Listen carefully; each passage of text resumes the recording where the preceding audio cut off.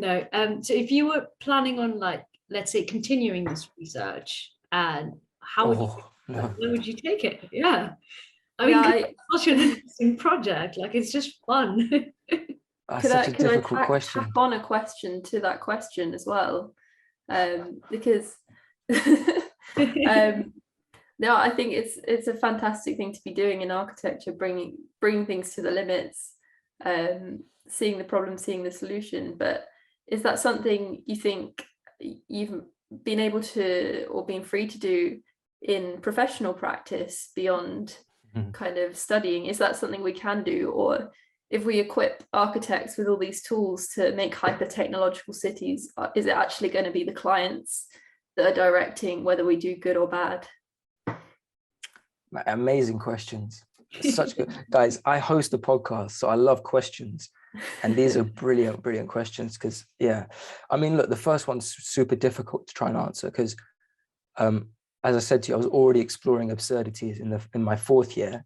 And then I carried that on into this, I basically carried that on in the fifth year project. So I'd gone so deep. That's why the project was so complicated. It's very difficult. I've had interviews for jobs this week, and it's a very difficult project to summarize.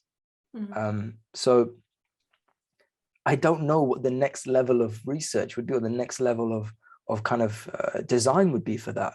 I think also if you've done something for so long, especially architectural practitioners, you want to just be done with it and get it away. So just thinking about going back into it is kind of scary. You know what? I'm going to give you an alternative answer.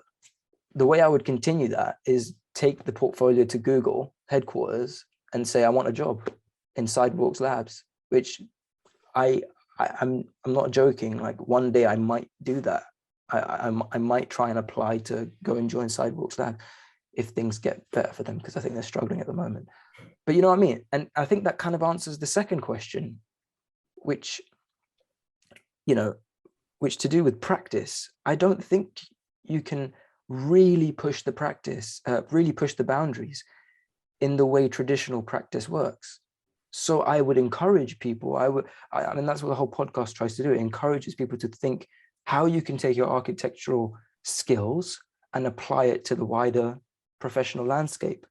And I talk about this all the time on my podcast as well. And there are people out there who run the most innovative companies who, if they get an architecturally trained application, they would seriously consider it, because they know, they can see the level of skills, the level of wide-ranging abilities architectural education provides you with. And to give you evidence of that, Rory Sutherland, who runs one of the most successful brand psychology companies called Ogilvy, he has said publicly that he would accept people who are architecturally trained to come and work for his company, because he knows they think about how people use things. And that is incredibly important for product psychology, incredibly important for graphics and advertising. So, yeah, I mean, it is worth kind of caveating that answer as well to you, Emily, that there are practices that are emerging. There are existing practices that are changing the way they structure themselves, the services they offer. And I think that's the future of our profession. So, the subtitle in this talk was, I'll also speculate on the future of our profession. Here it is. I think the profession is going to become increasingly multidisciplinary.